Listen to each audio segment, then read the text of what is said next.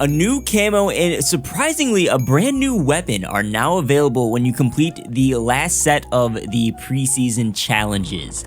I want to accomplish 3 specific things with this video. First, I want to showcase off this beautiful animated camo. Second, I want to review the new LMG briefly because it's a pretty interesting weapon is a way to put it. And then thirdly, I want to review Modern Warfare 3's weekly challenge system now that we have the full picture and all the challenges are out. The final week challenges are significantly harder, and I personally would have gone about my progression a bit differently now knowing what I know. And I have a few tips to share with you that you should keep in mind for the future or even use now if you have yet to complete the challenges.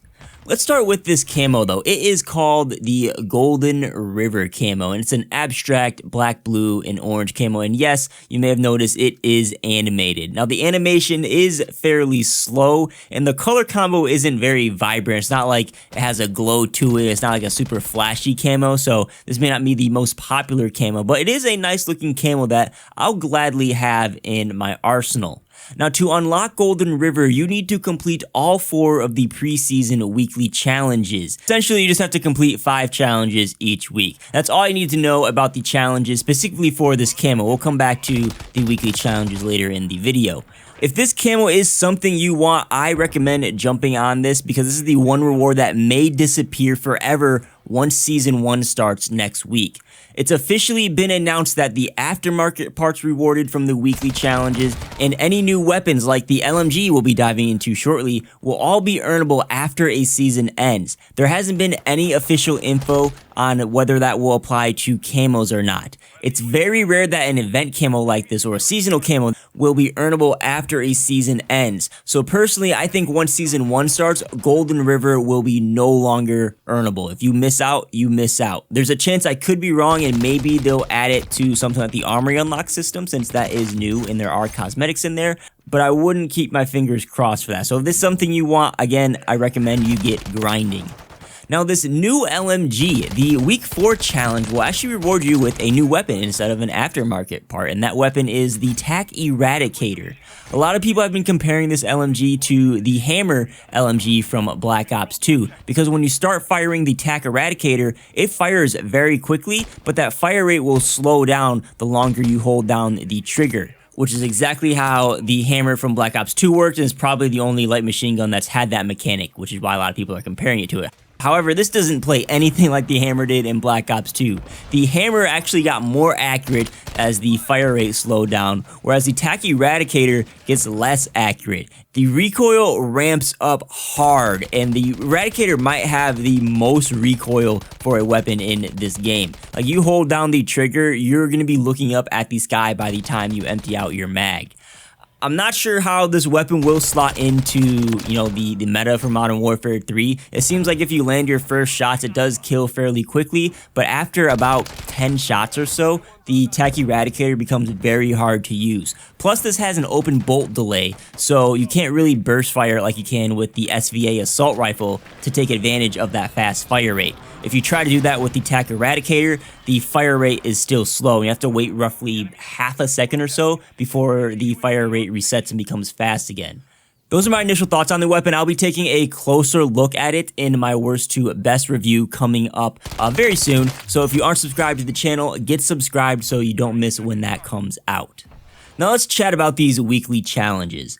Overall, I thought the system was pretty great and I liked it. Up until week 4. The challenges didn't feel too grindy. You can complete a lot of the challenges passively, and they were a great source of XP and a way to get new gear. And all that new gear will be available after the season, so there's really no downsides to this system. I'm not going to say week 4 made me dislike the system. I don't think that's true, but the difficulty took a complete 180. Some of these challenges are easy. Some of them aren't. For example, you have to get 3 Fury kills, which is 4 rapid kills, which isn't an easy thing to do on its own, and it also comes down to RNG, and if the enemy team is going to be grouped up together so you can get those 4 rapid kills. You also have to get 4 kills without dying 25 times with a specific setup. Again, this isn't easy, it's not super difficult, but 25 times feels like a challenge from Vanguard. That's very grindy comparing those to the camo challenges we have in Modern Warfare 3.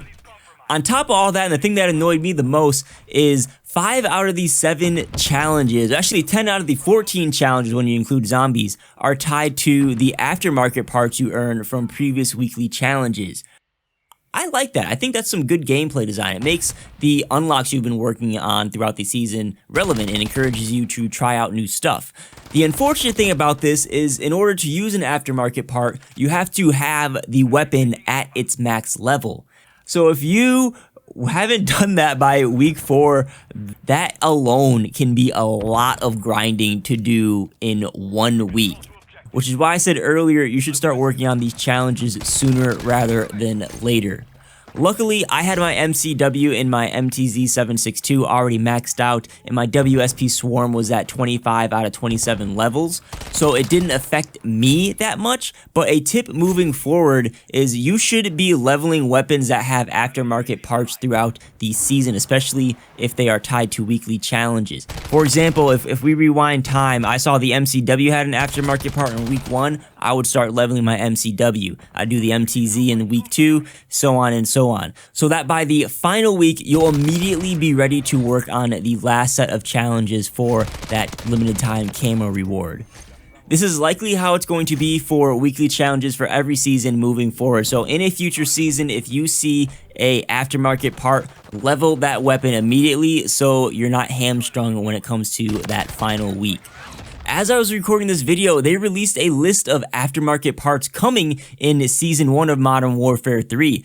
These weapons include the Sidewinder, the Holger 556, the AMR-9, the Tier, the Rival 9, and more. So if you don't have any of these weapons maxed out, get ahead of the game and start working on them now. Especially that Tier sidearm. I've been using that weapon recently and it is not fun to use without attachments.